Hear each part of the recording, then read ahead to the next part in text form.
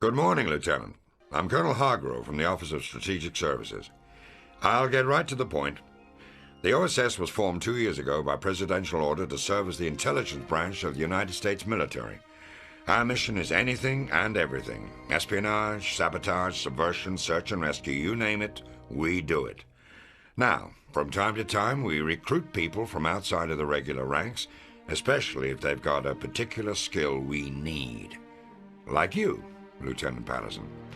What you did last Monday got our attention. I know you consider yourself just another anonymous pilot in the Transport Corps, but taking out a half a dozen of the Wehrmacht and then sneaking back into friendly territory is quite an impressive feat of soldiering by anyone's measure. I had your records from basic and OCS pulled. Your instructors gave you high marks for weapons and munitions training. You were the top marksman in your class, excellent leadership skills, noted for being especially smart and resourceful. I also had your university transcript pulled. You were just 1 semester away from getting your aerospace engineering degree before you enlisted. You had earned straight A's from start to finish. In short, Lieutenant, you're just the kind of man we're looking for.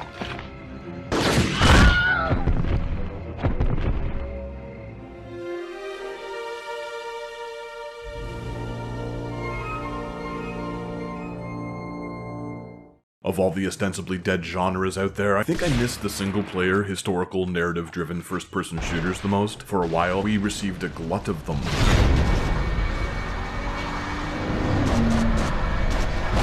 Nowadays, the industry has shifted to online multiplayer games, which are entertaining in their own way, but also a whole other kettle of fish.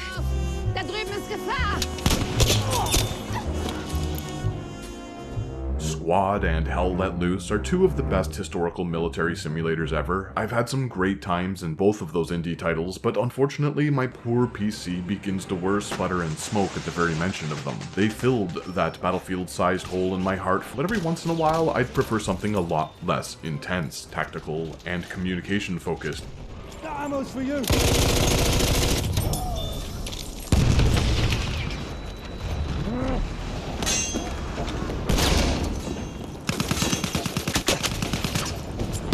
It's around this time of year that I'm reminded of my grandfather. The older I get, the more I realize that I'm probably of the last generation to have direct ties with people affected by the Second World War. November is when I rewatch Saving Private Ryan, Band of Brothers, and the newly added to the rotation Dunkirk. It's also when I catch up on Dan Carlin's Hardcore History, to be reminded of those who served, now that the History Channel is more concerned with producing sensationalized programming over actual factual documentaries. It seems we have to go out of our way to learn, to seek out patterns in humanity on the fringes. 2 things I've learned over the years, through books, film, and proper journalism. Most people who exist today in this social media hellhole have no idea what words mean, specifically fascism. The other is that Nazis are bad, full stop, but they're also super satisfying to blast in old World War II shooters, especially with a shotgun as powerful and viscerally punchy as this.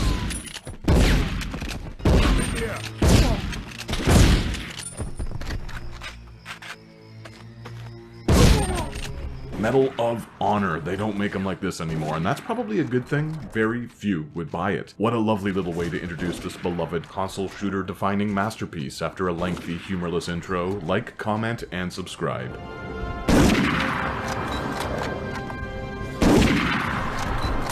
This 1999 DreamWorks interactive project was spearheaded by Steven Spielberg. Allegedly, he came up with the concept while watching his son play Goldeneye on the N64. It's written everywhere online and so superfluous, but also entirely believable, as the man was a huge 007 fan, to the extent of wanting to direct a picture in the franchise. There's also a sequence about 3/4 of the way through Medal of Honor featuring German scientists fake surrendering that feels not only like a reference to the Goldeneye game, but something straight from an Indiana Jones flick.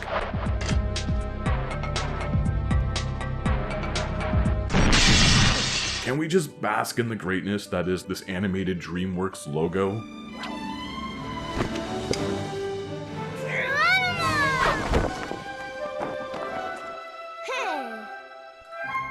Beautiful. Sandwiched between Saving Private Ryan and Band of Brothers, we were gifted this incredibly well-produced video game.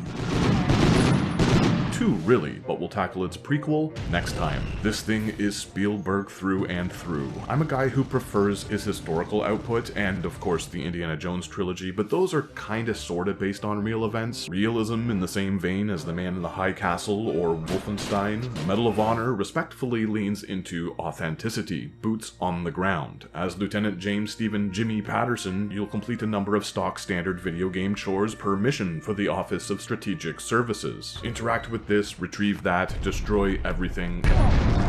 Destroy everything. Destroy everything. Destroy everything. It's all rather rote, but there is a bit of variety. A few too many objectives rely on planting explosives, but if you're like me, you'll hardly notice because the individual stages aren't that long.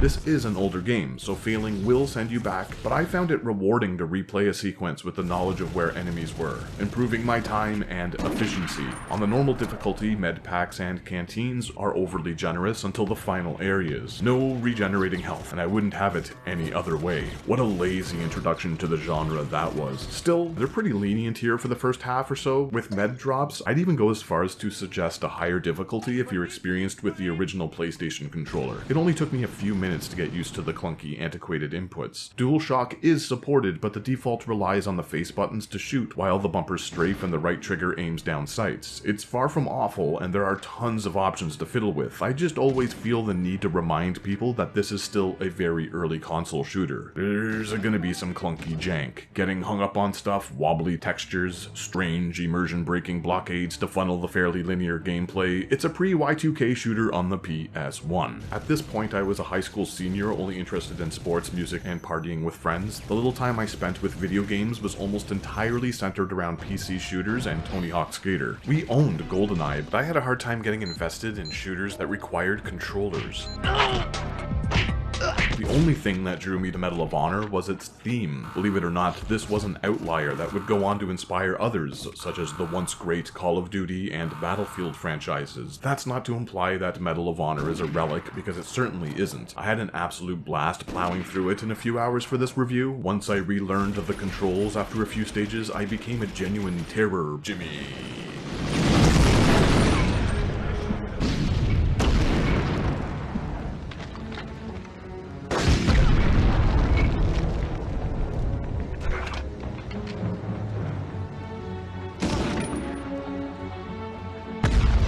Sniping, strafing, and shotgunning all the Nazi shits in my path. Each mission provides a weapon set, pistols, machine guns, rifles. It's less a run and gun, more a walk, wait, aim down sights, and fire affair. Baddies are surprisingly nimble and oftentimes quite intelligent, until they're not, but hey, nobody's perfect. You'll see them fumble for their firearm when startled, drop to the ground or go prone for a better shot, roll, spray from cover, search for alarms to alert the masses, or retreat. The hand-drawn animations are superb, and they react to being shot in a variety of overpronounced ways. It's all so good. The smarter ones will toss a grenade back or duck for cover, while the stupider launch themselves into the line of fire or blow themselves up, sometimes with a little dance. Watching these dudes fumble about or react to stuff is entertaining in and of itself.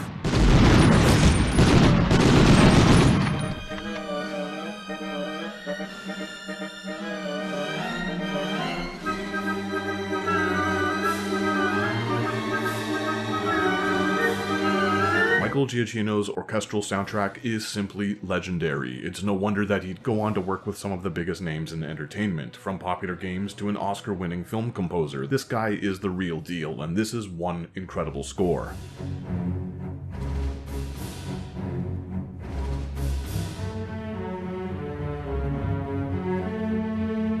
The audio is all around perfect, with chunky weapon noises, soldier grunts, the sounds of steps and explosions, beautiful, crispy. Visually, there's a lot going on with lighting and textures. Of course, things look a bit distorted due to the hardware limitations. There are a lot of night levels and or indoor regions, but they did the best with what they had. Zooming in on an enemy down a rifle scope can feel a bit underwhelming as the draw distance is quite short. Sometimes guessing where a target exists is the only solution due to the darkness, but most of the engagements are balanced around the console's shortcuts. shortcomings. Almost all of the action takes place in narrow corridors or small rooms. The outdoor regions gated by buildings, trees, snowbanks. Some missions are extremely linear while others allow a bit more wiggle room. This is a fairly short experience with little to no fat, which works to its benefit. Any longer and the claustrophobic environments coupled with the fairly basic objectives and rudimentary controls could have become an annoyance. In and out, like a British television series. Don't prattle on, make me want more. A lesson I could probably learn. They knew what they were doing. Having a centralized hub to review stats, missions, options, and perks is a clever addition. All things are accessible in the war room.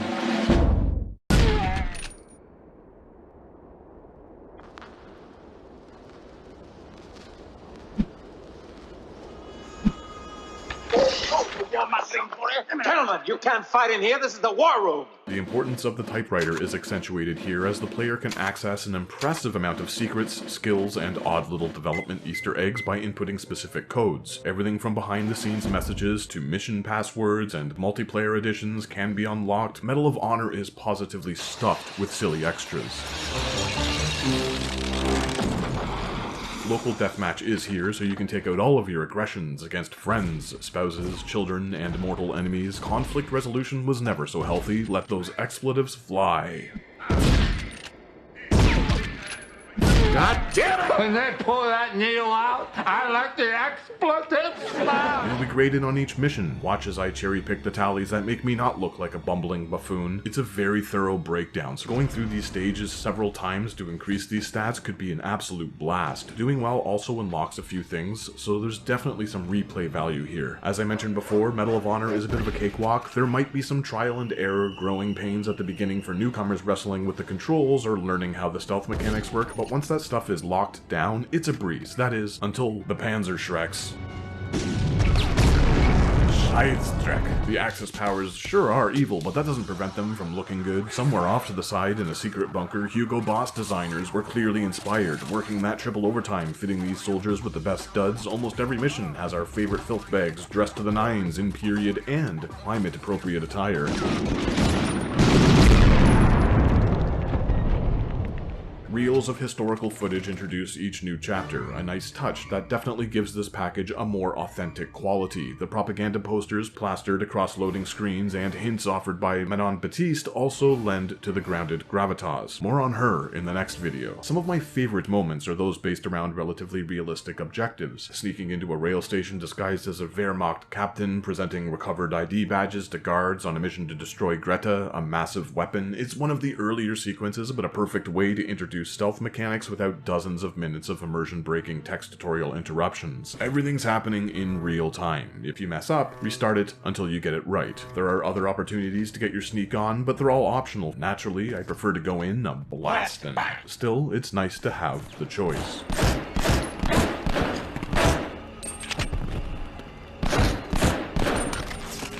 There are a few somewhat but barely hidden paths to gain access to secrets or to get the jump on the enemy. Crawling through a bunker to end the life of a turret-mounted soldier never gets old. There's a reason they shred Jimmy's health. Figure it out, kid. Find another way around and turn the tables. Revenge never tasted so sweet. Salty. The salt mines are another memorable set piece. Here the Germans are stockpiling valuable works of art, hiding and preserving them until transport. Enter Jimbo. Yeah, we're here to recover them with all the quotes. Back in the day, it was this stage and that Hellfish episode from The Simpsons that had me read up on the subject matter. Edutainment. Hey, fun boys, get the room!